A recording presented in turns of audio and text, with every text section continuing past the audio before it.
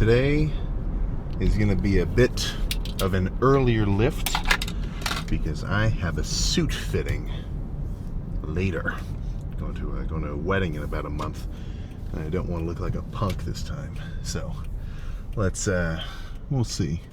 I don't have any particular, cuts or, styles in mind. I think I'll kind of have to be pointed in the right direction. But I think now is a decent time because, frankly, if I get something that's maybe a little less baggy than I would normally wear, then when I'm bulked up, it'll still fit. But when I diet down, the measurements might still translate. Or shit, maybe I just got to get two. I've got to get one for off season and one for when I'm dieted down, more normal weight, like a 240, 230. Right? But frankly, I think I'll save that for later. I do not dress up enough to warrant, having a freaking 3-piece set on the regular.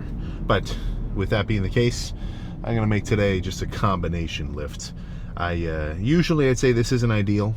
Cardio directly after the workout. I'd rather do cardio on its own separate, complete, I guess you could say, gym session in the morning, and then come back and lift more in the evening. But I wouldn't want to do cardio like just an hour or two before the workout. It just wouldn't make sense, because then I'm just exhausting myself before I go hit back. So I, especially after this whole dieting phase, or the whole prep of doing cardio directly after the workout, it's not bad, right? And frankly, you're already freaking sweating, you're already in the gym. To add a couple of minutes on the cardio bike, it's as simple of a decision as to look down and see a piece of trash, and the trash can is right there, right? It's not yours, you don't owe it to anybody to do it, but we all know it's the right freaking thing to do. So, plan for today's cardio after the lift, and the lift itself being back. Nothing too wild today. I think I've been doing heavy back days basically the last, I want to say 2 or 3 in a row. So I think I might make today a little bit lighter, squeezing with some higher volume, right? And by higher volume, I kind of mean just higher rep sets. Like if I do super heavy pull downs, I might only do 10 reps, right? But if I do lighter squeezing ones, the weight might be such that I could do 20, maybe even 25, And I don't think either one is perfect. It's a combination, right? You got night and day, right? The tide comes in, the tide comes out. Everything kind of ebbs and flows like that. There's no one correct answer. I think it's more about having a good mix of both, right? You've got this spectrum of lighter squeezing sets, some, kind of the middle. This is your peak volume. This is a good weight for a good amount of reps, 10 to 15 or so, or maybe just around that 15-ish mark. And then down here is the heavier stuff, right? I wouldn't want every set that I do ever to be 8 reps failure. I think that might be too heavy, So that's what I'm trying to do. Find the proverbial sweet spot of a heavy day, lighter day, back and forth, just so I can kind of, keep throwing some weight around, but not overdo it and start tweaking things and getting little just injuries and soreness parts and everything else. I've certainly been there. I think my streak of not hurting myself has been pretty good, and I want to maintain it. Frankly, that's up there with as a top priority, right? Top priority, go nuts, make gains, and then basically equal and opposite to that, don't hurt yourself in the process.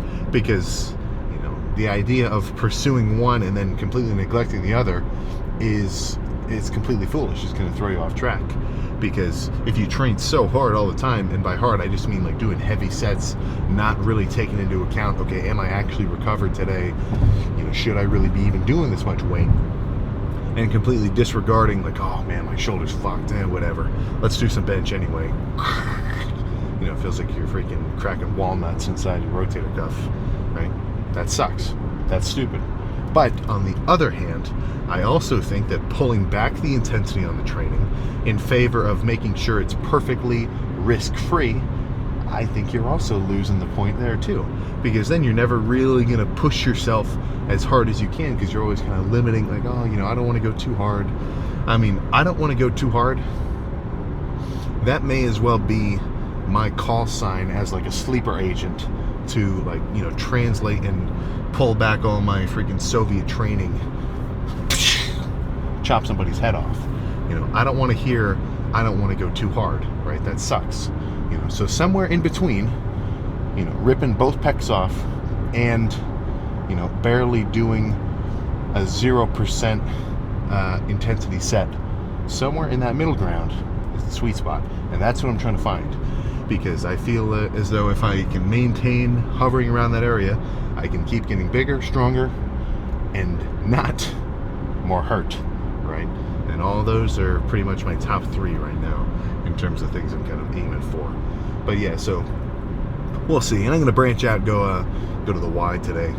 I don't want to just go to the private gym for every lift. It's a little quiet in there, right? Mark's about to come back from school, and then I gotta start reaching out to some characters, right? I need to put up like a big poster wall, and we'll pin up like some, what's the word? What are those disposable cameras? I can't remember, but you get what I'm trying to say. Either way, let's just go get some freaking back started. All right, this will be a long, squeezing set of pull downs. The stack at my gym goes up to 300. This one only goes up to 2, but that's kind of the point for today's lift.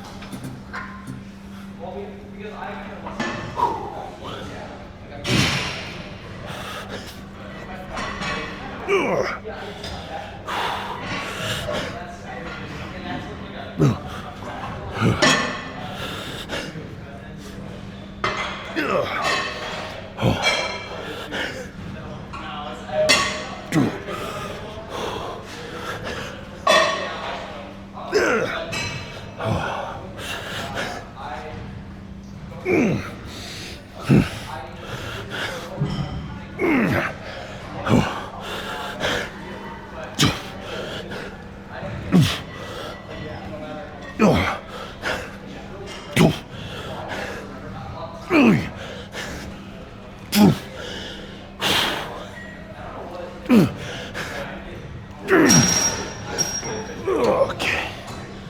Oh, jeez. 2 more of these.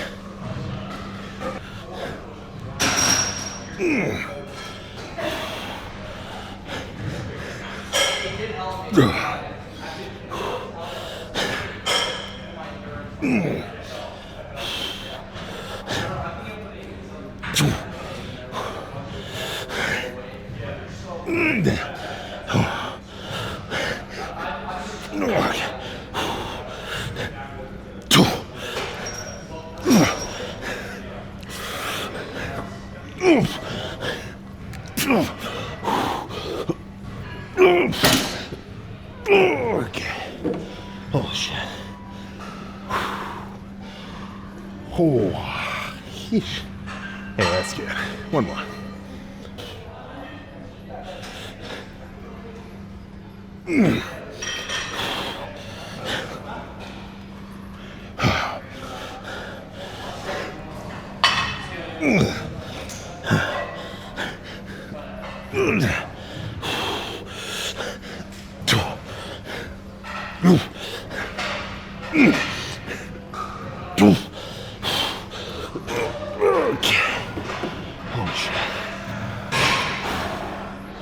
Oh, let's do something upper back focus now.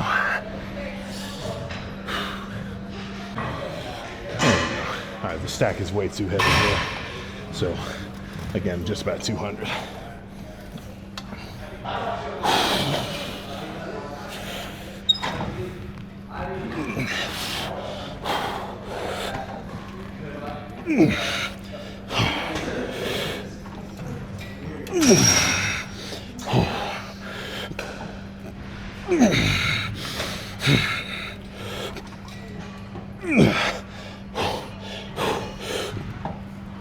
Okay.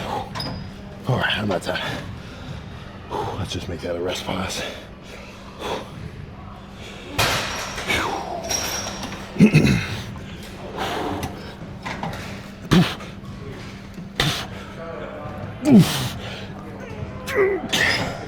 Holy crap. Oh.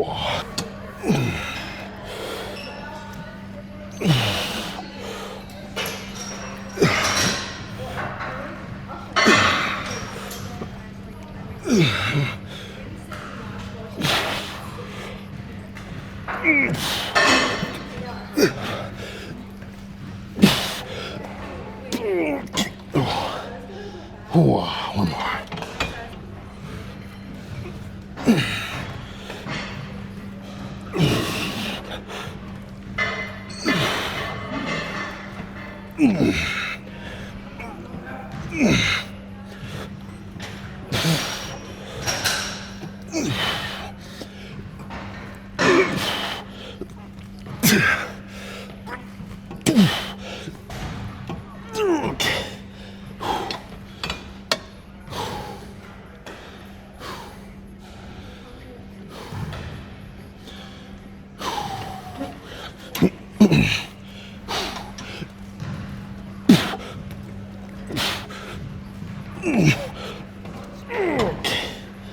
Oh my goodness. All right. This might be it.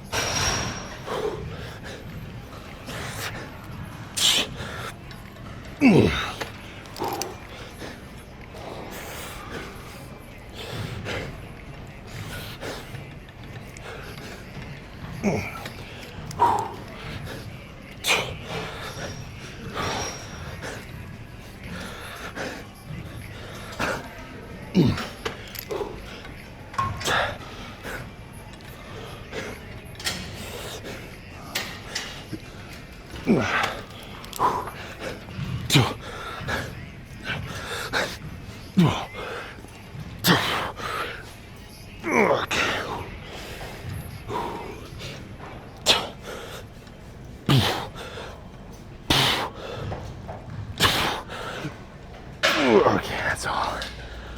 Oh, I think that's good. Just a quick 7-setter.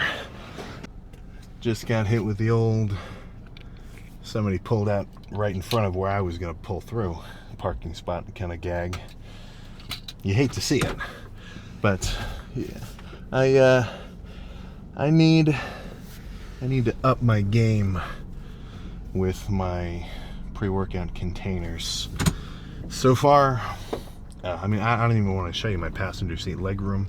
I mean, it's not like dirty, like I wouldn't say trash, right? There's a difference between if somebody just throws like old, like fast food bags and shit in their passenger seat versus if they have just a bunch of like empty, like Powerade bottles and shit. I think it's a little better because at least it's like, it's not gross, you know, but maybe I'm just trying to validate it because that's what I do. But this was, yeah, this is my pre-workout container for today. Just an old sugar-free Welch's, what do you call that, a jar that I had from when I was dieting down. Frankly, it worked pretty good, but that is not enough water. Whether or not you believe it, I would highly recommend slamming, honestly, minimum a liter of water with your pre-workout. That's not for no reason. Right? You're at, I mean, don't forget the actual pump, right? It's a lot of water in there. You know, I mean, if you were to completely dehydrate me like a freaking piece of jerky, I mean, I'm not even exactly sure how much I would weigh. You know, I'm not talking like, you know, bodybuilding, like water depletion. No, I'm talking like if I was completely dried out, I think, I mean, if the 70%, 30% ratio is anything to go by, then I would probably weigh about 70% of 260. What's 30% of 260? Do some quick math for me here. 80, 90, 80, 85-ish pounds or so. Yeah, actually no, a little closer to, yeah, just about 85 pounds. So the rest of that's water, right? Fluids floating around. So would it not make sense that the more fluids you kind of intake for pre-workout, especially if you're already well hydrated, right? The more extra kind of, blood and water you're going to have to move around to fill up your lats and your traps and your back and everything else, or your legs or your arms or your chest or your back or your shoulders or your head or your knees or your toes, some stuff like that. So that's kind of the main argument against the dry scooping. It's not that, inherently doing a dry scoop sucks. It's just because if you only do that with like just one little sip of water, then you're not getting enough actual fluid. There's a reason why all these containers say mix with minimum 8 to 12 ounces of water. Frankly, I think they need to up their game, right? I think they need to increase that to, 12 ounces is a cup, or is 8 ounces a cup? I can't remember. The more that I've gotten into the macro tracking and everything else, the more that I've started thinking metric rather than pounds. When I think weight, I think pounds. But when I think any unit of like fluids or smaller increments of things, I'm thinking metric, man. I'm thinking liters. It just makes more freaking sense. Like there's nothing like being a 200 pounder, right? Actually wait, how many kilos is 200 pounds? I don't mean to make this a freaking like mental math talk, but is times 2.2 to the fifth, 90. Yeah, it's like 90 something kilos. 90 kilos does not have the same ring as 200 pounds, and neither does 115 kilos have the same ring as 260 pounds. I think that's about the right calculation, right? It just doesn't add up, so that's where I think pounds make more sense. Hey man, pass me a 45. Hey bro, can you pass me a 20? I don't see it, right? But yeah, in terms of getting back to what I was saying, definitely slam some water pre-workout. And one more, I haven't sort of dogged on anybody for this for a while. I think it's worth coming back around to. If you know anybody who's ever said, oh man, keep getting exertion, I always get an exertion headache when I'm working out. Oh, it's like every time I squat, I feel like my head's gonna freaking explode. Yeah, what did you drink today? One Monster and a Coke Zero? It's not gonna cut it. That's not even a liter of water, right? I mean, you're freaking, your brain is just gonna either swell up or shrink down depending on what kind of weird level of dehydrated you are. That's not what it wants to do. And then if you add the extra like momentary increase in just intra-body pressure from a heavy squat or heavy leg press, I've been there before. This has only really happened once, but I don't it was back when I was in school. I was squatting. It was like at least 400, maybe 500-ish, like 495 or so. And I felt like my head was gonna freaking pop just because of how much I was, just how much it felt at the bottom. And I can almost guarantee that my hydration was completely freaking off that day. So something to care about, right? I'm not just saying this for no reason. I'd say that's what are the pillars of, or no, yeah, I should. Tenants is already taken. The ancestral tenants, that's already a thing.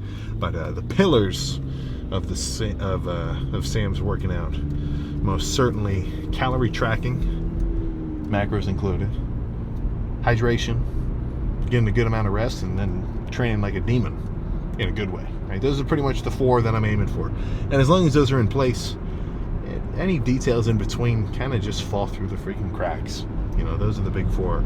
So, next time if you're passing through the kitchen, you haven't really drank anything, take a mason jar out of the cupboard, fill that thing up, and just slam it. I can guarantee it will improve your pump and your overall just enjoyment of whatever lift you're going to do later that day, if you do so. Frankly, having a gallon jug on you at all times, that should be your EDC. You know what I'm saying? To keep that thing loaded. I'm not talking loaded, I'm talking chambered as well with some electrolytes, just so you never, you never catch yourself, getting parched. So plan out, go home, slam some ground beef with rice, and then, what time is it? Yeah, I got time. Yeah, let that settle for a little bit. and then go get measured. I guess I'll be able to come back to you with my measurements too. I wonder what so it's shoulders, chest, waist, hips. Is it waist and hips, or is it just waist? Height, inseam, all sorts of everything. We'll just have to see. So that's my plan for the rest of the day. And then come home, repeat the same meal that I'm about to eat, just because it freaking hits. Probably do the same thing for dinner, and then pass out. I had the craziest dream last night. It was like I was at a diving well, right? Because I, like with the diving boards and flips and everything else, and then it turned into like a hostage situation. I've been having like the most vivid dreams ever since I started bulking up, because I've got more carbs, and like my blood sugar is just on average higher than when I'm dieted down, when it's much more just low and stable. It's freaking nuts. So I guess I'll keep you updated if I have any, any subconscious revelations training wise, but for the most part, not so often. That does happen though. Sometimes I'll dream that I am like, I had a kind of a daydream when I was sort of taking a nap earlier today that I was doing tricep extensions, and then Mark called me. He's where we're planning a bit of a trip later this month, and it was like just like I popped out of the freaking Matrix. But either way, I will I'll keep you updated if anything changes. So we'll see you tomorrow.